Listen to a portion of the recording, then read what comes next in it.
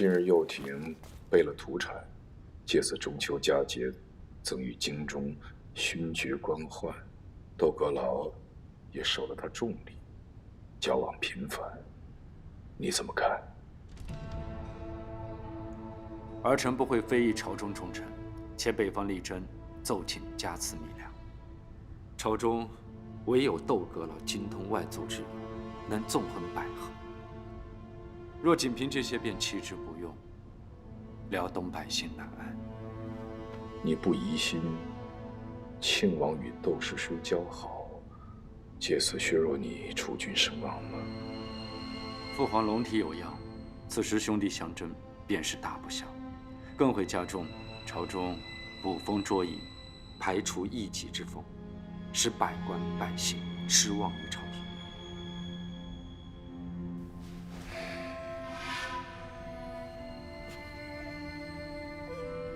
长进了，但记住，孤掌难鸣，独木难支。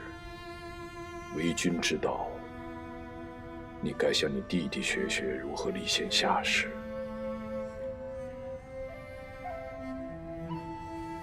儿臣愚钝，只知恪勤守己，忠君爱民而已。为了做好这个储君，儿臣多年来竭尽心力，只为了对得起祖宗社稷。退下吧。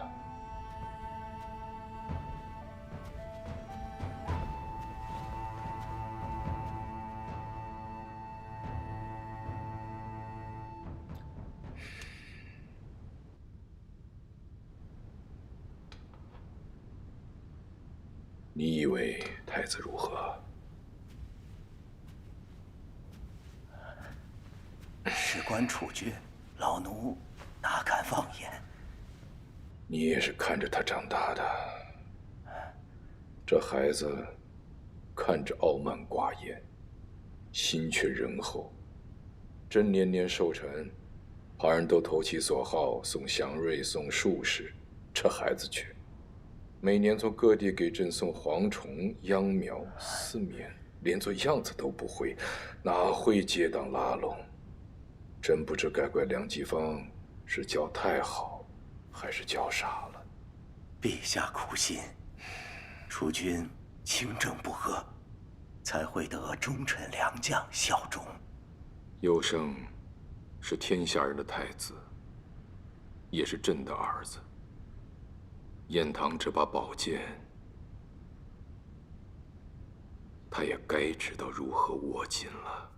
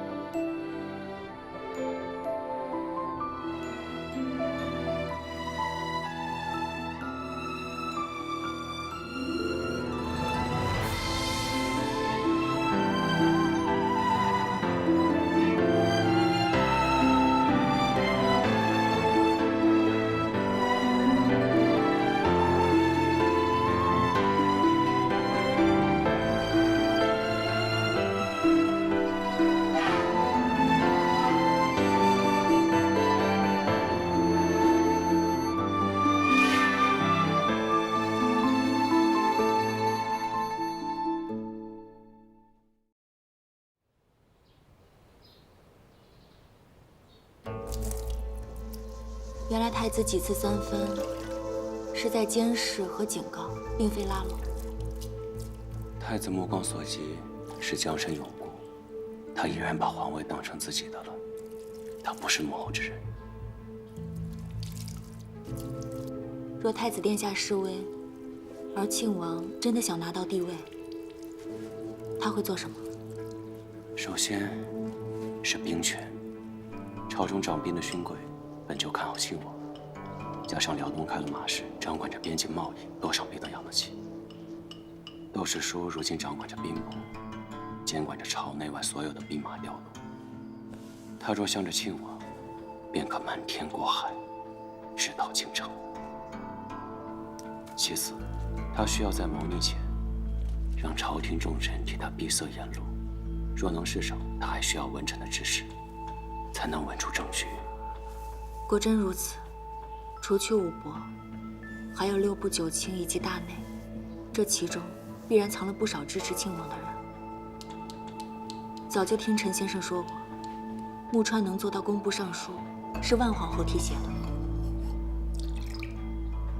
除去兵权和外廷，更重要的是大内和京城守备，尤其是像金吾卫这样的皇城禁军。魏略的高平陵之变，唐叔的宣武门夺权，致命的一击，都是禁军的支持。如今无论是从哪个方向起兵，都绕不过你。所以一场流寇入京，他们就把京中守备都换成自己人，届时或大开城门，或直接软禁陛下，都是一举可定。宦官之中，除了大小汪公公，掌握大权的还有6、7个秉笔，可若一个一个去查，怕是要打草惊蛇了。太子素来一副无欲无求的模样，我有些摸不清他的想法。但如果他知道了庆王的野心，他是会慌慌张张的面对，还是不动声色的暗中布局？不如先谈一谈太子的实力。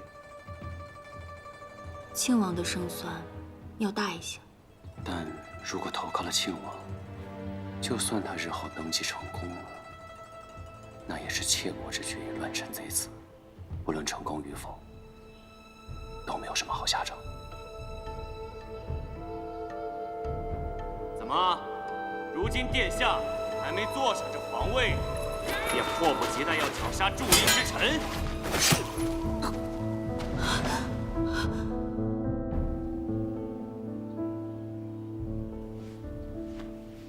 你放心，这件事我有分寸，不会因为愚忠而让你受苦的。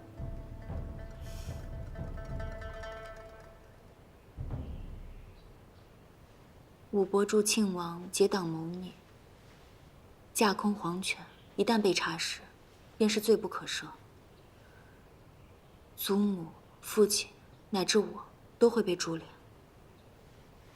当初万皇后极力促成此婚，应该就是此局的开始，想要让你投鼠忌器。兵法常言，负君杀将，必以武威，其中最毒的便是若怀爱民不忍之心，可使将帅疲于救主；更有甚者，两军交战，以其所爱为肉盾，不战而败。论心狠，我不如窦氏叔。可是我不会成为任何人的盾，我是活生生的人，不会被任何人威胁。我不会重蹈娘和定国公的覆辙，他们争不来的，我们来争。好，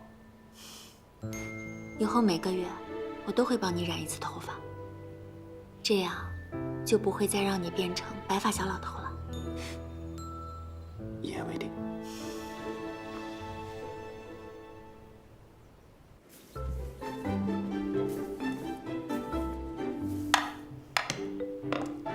夫人向来心灵手巧，这新花样甚是好看。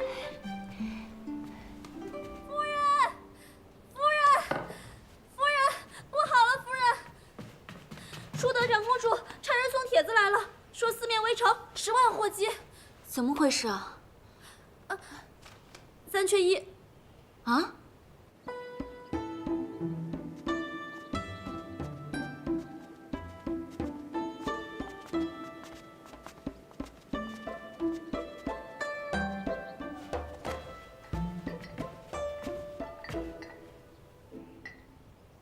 窦昭，今日若不是皇后娘娘提醒本宫，本宫差点忘了你这么好的牌搭子。这是皇后娘娘，太子妃。皇后娘娘圣安，太子妃万安。素闻英国公夫人致富有术，真乃当代女子之典范。娘娘谬赞了，来的正是时候，正好3缺1。咱们快些开始吧。进来吧。还要请皇后娘娘、长公主、太子妃，莫要嫌我笨拙。酒，不知今日手气如何呀？哪有手气不手气的？打牌呢，还是讲究术。牌打得好不好，取决于打牌的人。想要赢，得看谁在打，和谁打。母后教导的是，牌局呢就是这样，有人赢就会有人输。有时候，输赢不是在当下。3万。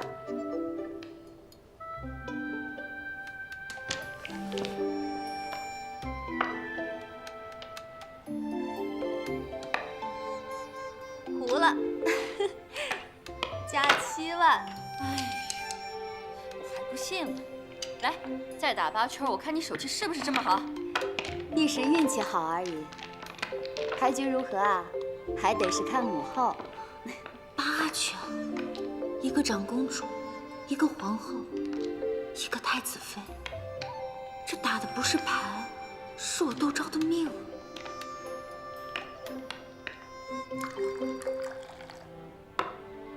糊了，打得太过瘾了。不过窦昭，你今日手气不太行啊。1家输3家，国公夫人，该不会是放水了吧？我这刚学会打牌，给太子妃添笑话了。英国公先前赴辽东安置蒋家族人之事，听闻和庆王殿下一见如故，惺惺相惜。燕堂的确去求过殿下，让家中病重年迈的老人得以医治，漏雨的屋舍得以修补。人之常情嘛，忠孝忠孝，没有孝哪来的忠呢？六婷在本宫膝下养育到12岁，便就藩贫瘠之地，从未得到名师指点，却依然受到朝臣的尊敬。不过，是因为忠君报国的忠勇之名而已。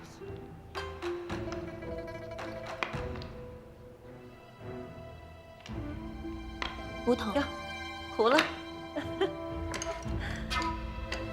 国公夫人果然是个聪明人，还打得真好。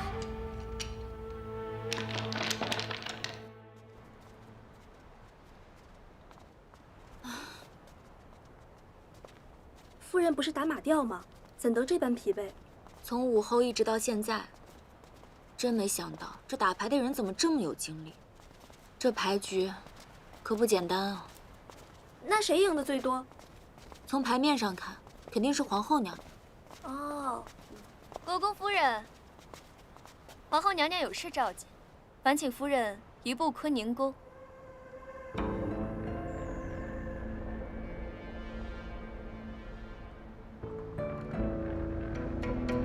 幸得皇后娘娘看中，请带路吧。请。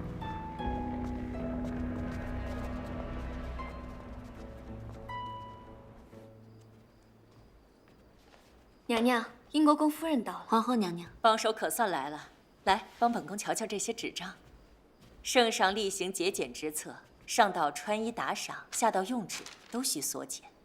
来，帮我看看。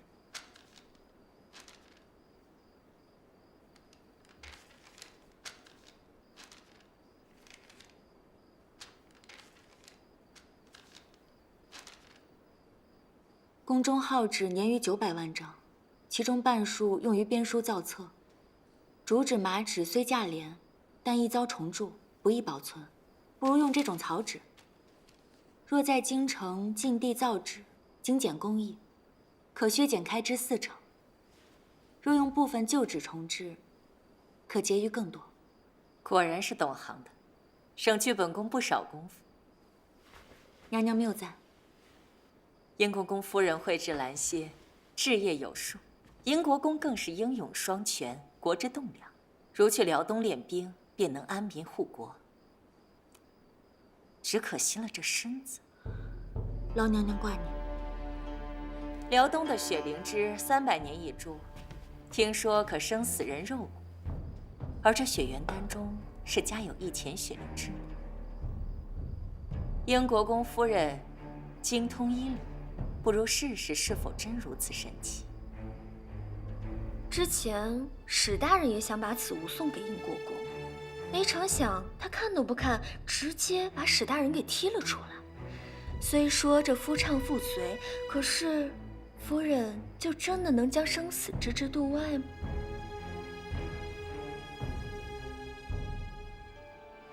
你侄女儿是个聪明伶俐的人，有机会我也想要帮帮她。她本事确实不小，都能把从不问朝堂的人拉进这滩浑水里头。拉本宫进这潭浑水的人是你。满朝皆知你是我举荐提拔的，你助庆王，于朝廷于皇兄看来，就是本宫要助庆王，野心多低。我身在皇家，你该知道我的底线在哪里。不管你做了什么，停下来。停不了了。我说的话你都不听了。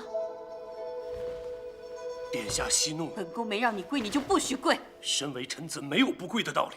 人活着就像急流求生，只有抛下所有不重要的东西，才能逆流游上去。这也是殿下当年教会我的。我什么时候教会你这些？当年我在登州任县丞，不仅出身卑微，也没有显赫的师门。那几年，我活得简直就不像个人，只是那帮人眼中上马车的马镫，我点灯熬油换来的，都成为他们升知府、升京官的功绩。可我还是那只马镫，所以我想辞官重新科举，可他们也不批允。那个时候，我那年迈的丈夫刚死，我入关斋教敬田，你为我写了一篇青词，我还了你一架登云梯。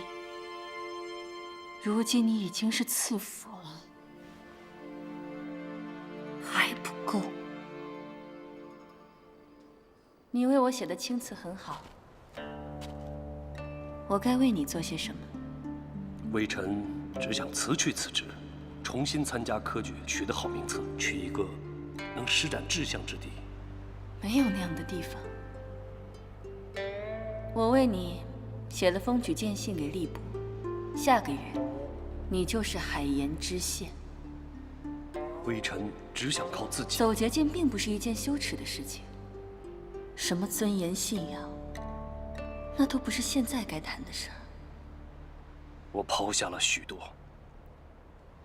任凭他们说我攀龙附凤、厚颜无耻，可我不在乎。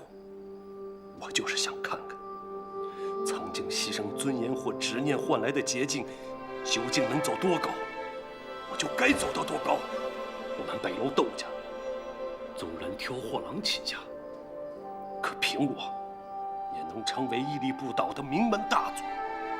是说，我牺牲了自己的婚姻，换来富贵自在，但我没妨害任何人。可是你走的这条路太险了，你会害了你自己，还会害了我。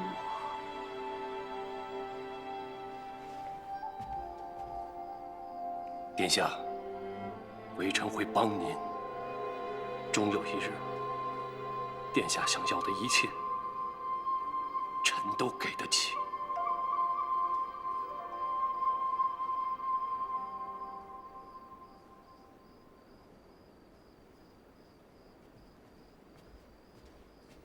你回来了。这许愿单哪里来的？从皇后娘娘那里拿的。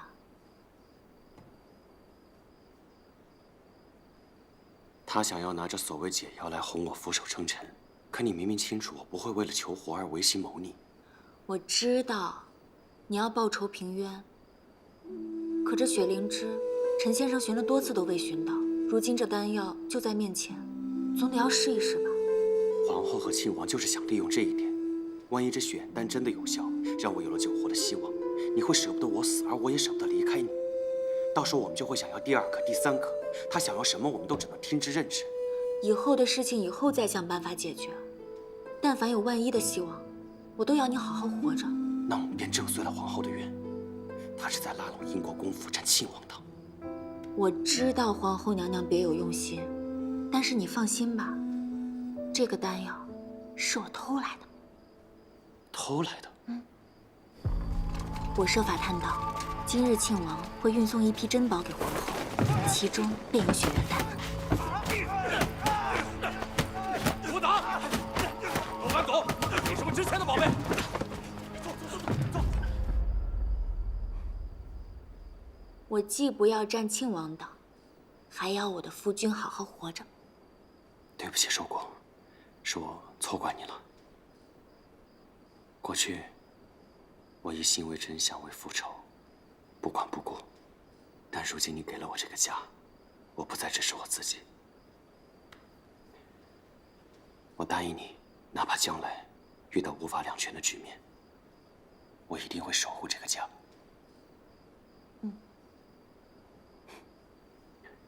那我先把药服了。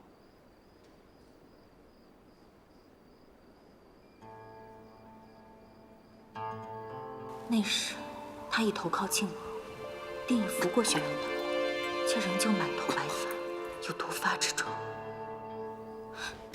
等一下，苏兰，夫人，去端碗温水，再把我的药箱拿来。是。你怀疑这药有问题？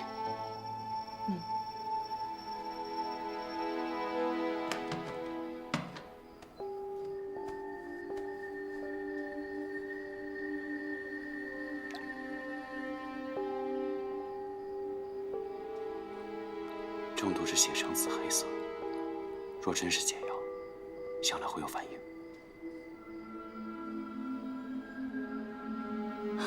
你看，变色了，说明这药有效。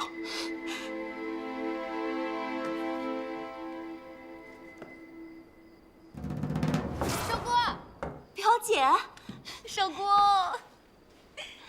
你怎么回来了？你不是去滇南找舅舅了吗？怎么突然回来了？这不快中秋节了，我赶回来过节啊！你都忙忘了吧？往年也没见到你为哪个节日如此上心啊。难道说，今年有人陪你过节？没有，灯会都快开始了，你们怎么还闷在屋里？我先去逛逛灯会啊。走，去看看。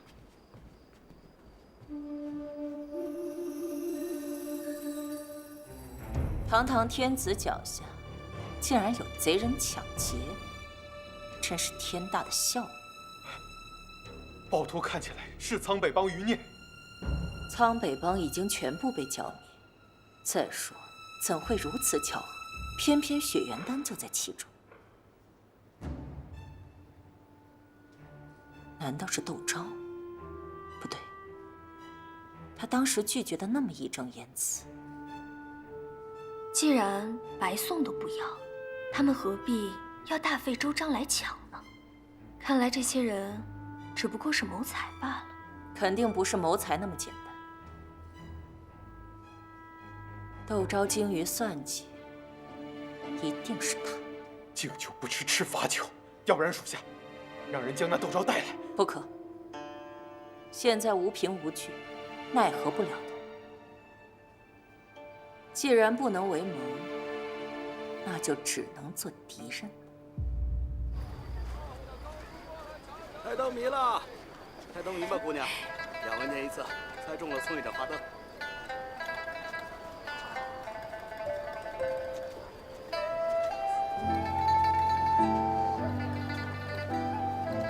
年终岁尾不缺渔民，字倒是都认识，合在一起就。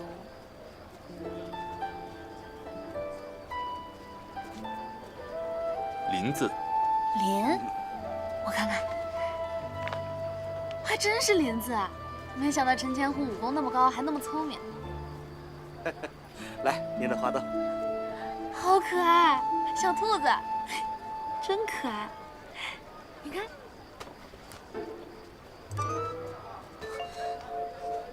喜欢这个灯笼吗？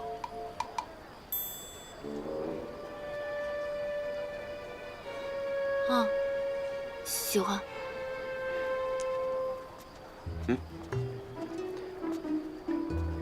叔姑。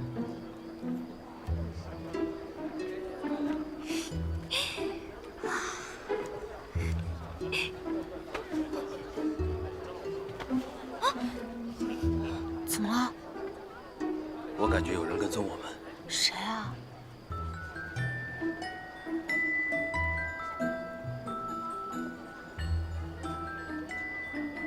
看来是我多心了。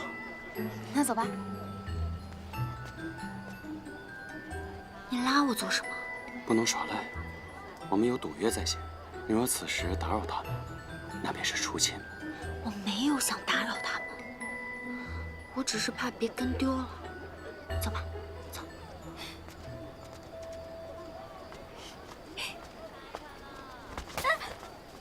哎，没事吧？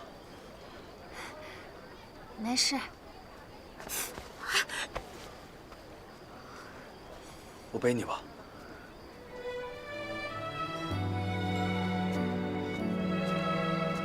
好丢人啊！小心！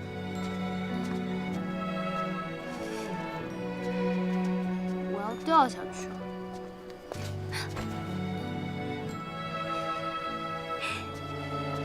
我给你指路吧。你要不要试试，看看和我的小兔子谁跑得快？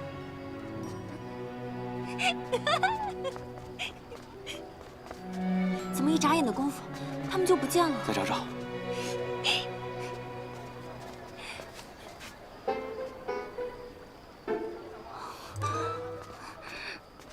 完了完了，他肯定是看见我了。不会的，天这么黑，他肯定看不见，不用担心。他肯定是看见了，他刚才都跟我对视了。就是那么一瞬间，应该也没有看见我们吧，对吧？怎么了？陈千户？哎，不对，我们不往那边走，我们往回走，走错了。没错。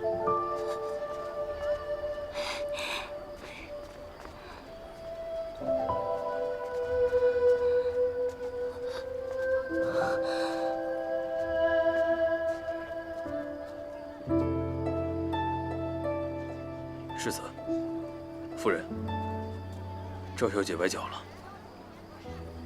我会安全把她送回府的，请你们放心。表姐，你们小心点。叔姑，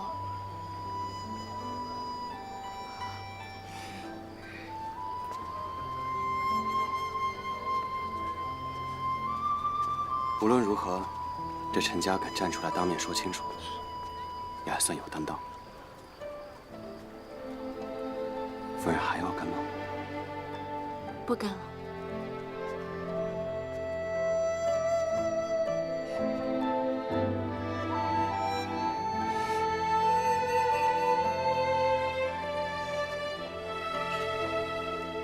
那可以安心的去陪我游游灯会吗？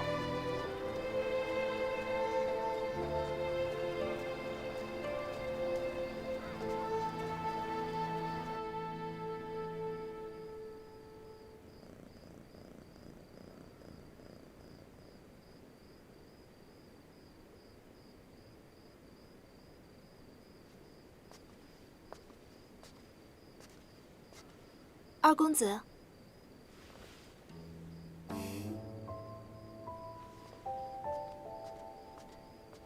苗姑娘，这是我从灯会给你带回来的灯笼。今日中秋过节，怎么不见二公子？中秋，在这世上，我还能有谁团聚？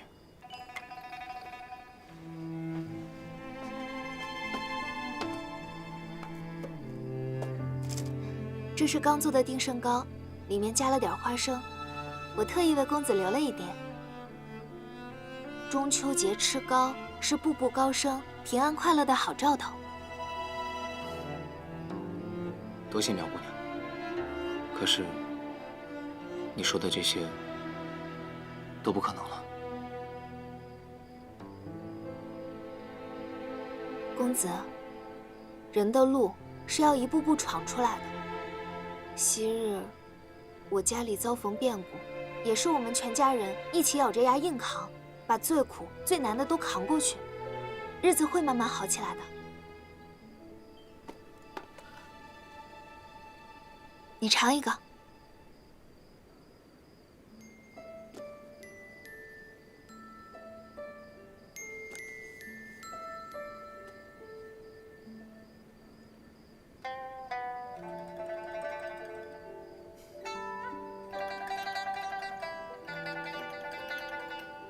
是啊，最苦最难的时候都过去了。多谢苗姑娘，总是在我最失落的时候宽慰我，送寒，无以为报。方才你递糕给我时，手凉得很，给。哦，若能在闲聊之余让二公子松快些，我也很开心。或许，对你而言，只是随口几句，但对我来说，却是雪中送炭。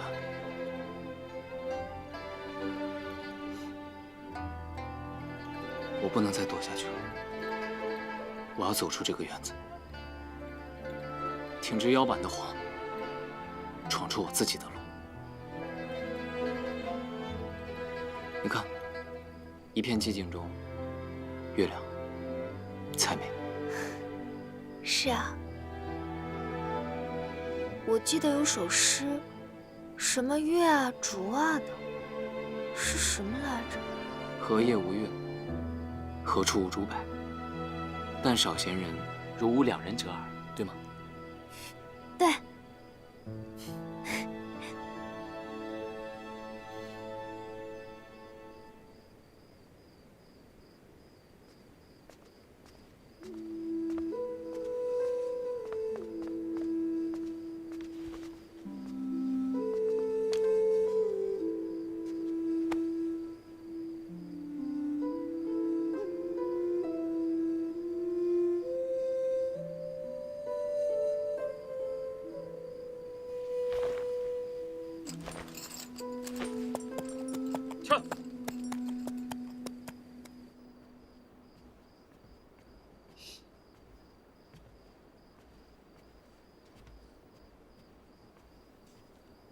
守姑，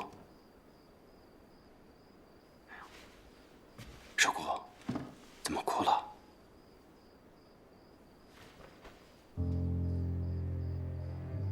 这个解药不过是只能暂时压制住毒性，不能治根，也只能续命一时。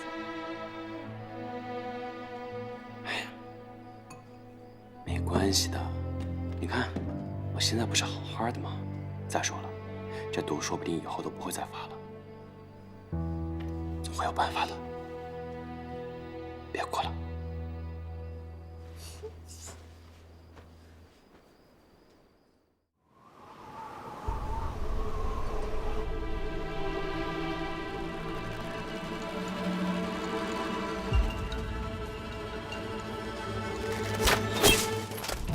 殿下剑无虚发，莫经沙雨，当真是1等1的好剑法。你们宋家两兄弟可真有意思，一个千方百计退了我的人情，一个却千里迢迢的过来，是为拍军马屁。兄长与父亲负了殿下的美意，我跟他们不一样。本王不喜欢无能之人，更不喜欢不忠之人。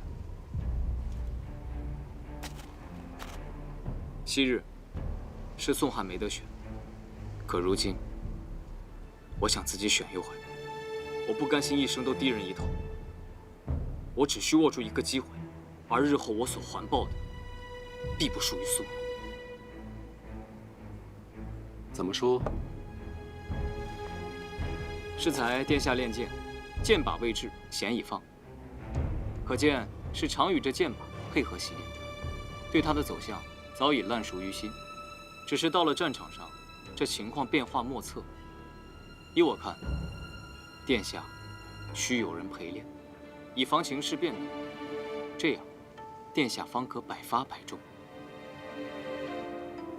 可若一失手，传出去可不太好听啊。若殿下剑指的是宋墨，有我，才不会失手。相较于仆从，须得有身份，才能为殿下周旋于年轻勋贵官宦中；还须懂阵法，才能勘破朝野局势，随机应变；更须懂武艺，才能使京中兵防不全盘落入宋墨手中。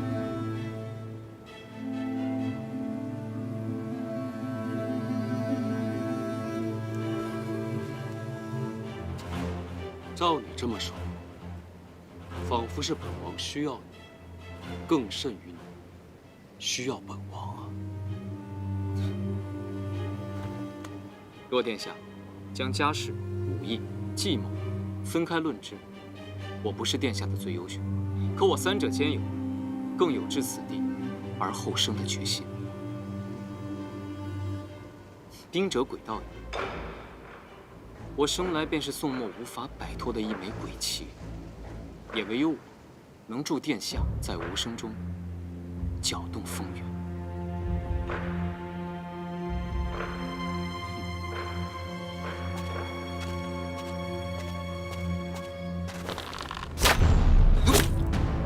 文武朝臣不日会向父皇谏言，开恩科，引纳新流。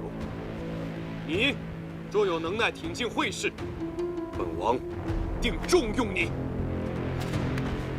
谢殿下。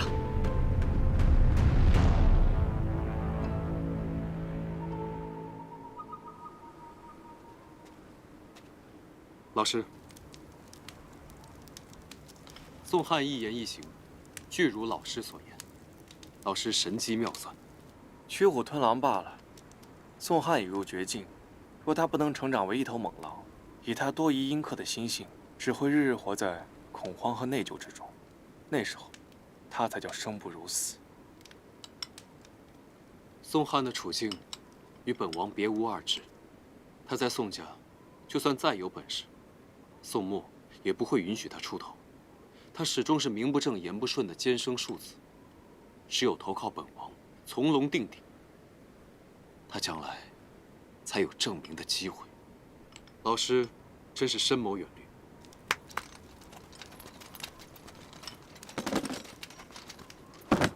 一点心意。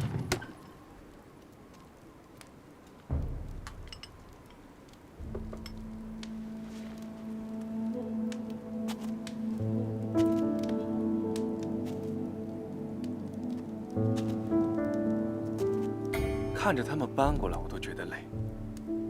我要这些钱做什么？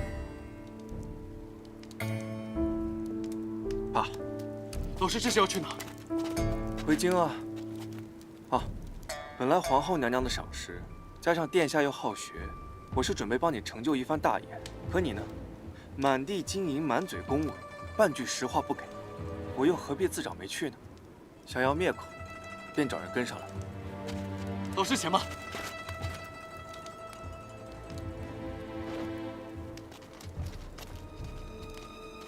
我待老师诚心可见。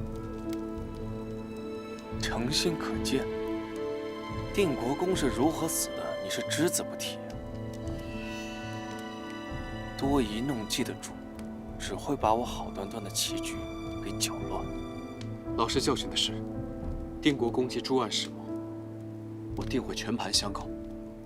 待到攻城立业时，您就是我的首位首辅。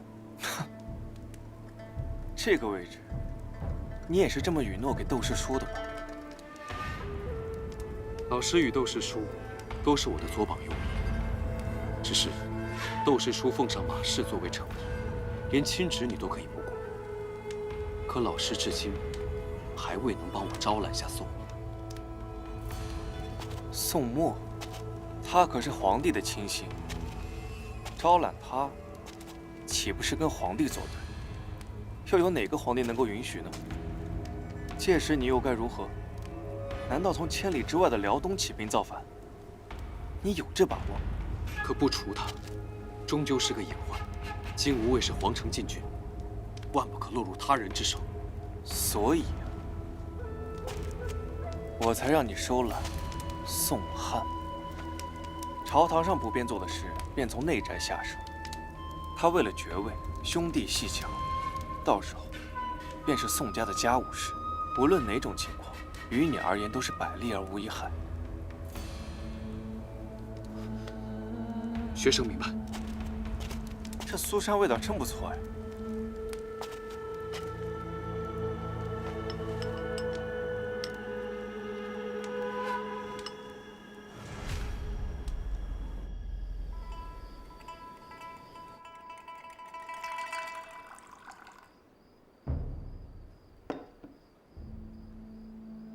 宋汉一个监生庶子也配入局？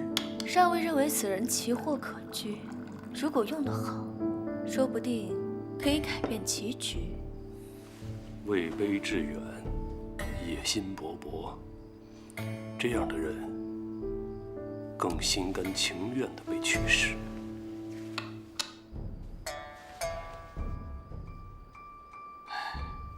输了。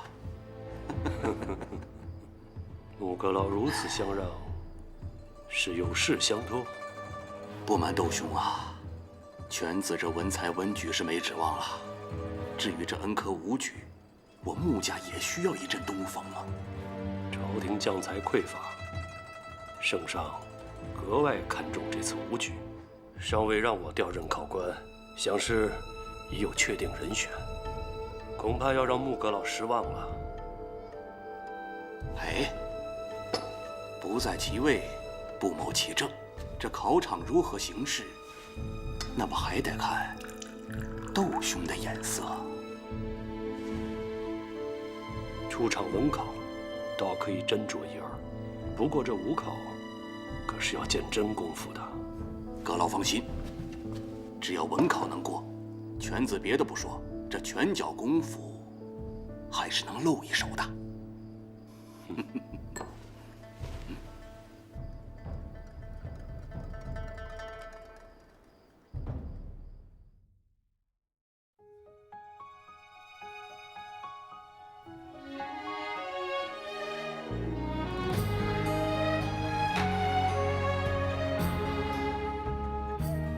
我凭自己本事求功名利山，哥哥连这都要做，不如在陛下面前直接杀了我。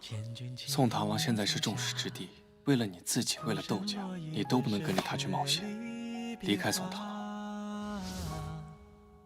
今日烈马行天涯，今生啊，若无你，又有何羡煞？就让我风刀卸下海，为你别一枚玉钗，摇着千树万树花，为你一叶开。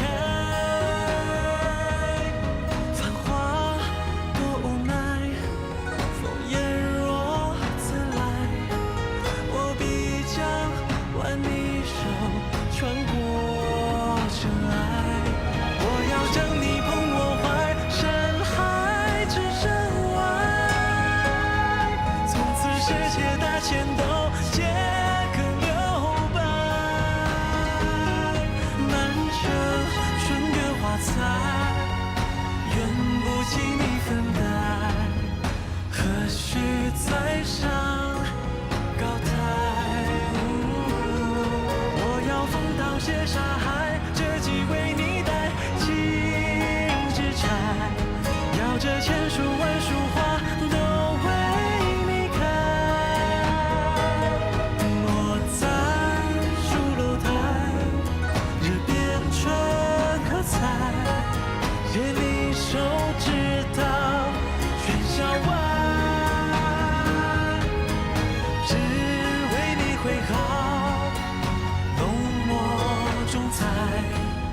除此之外，皆有其苍白。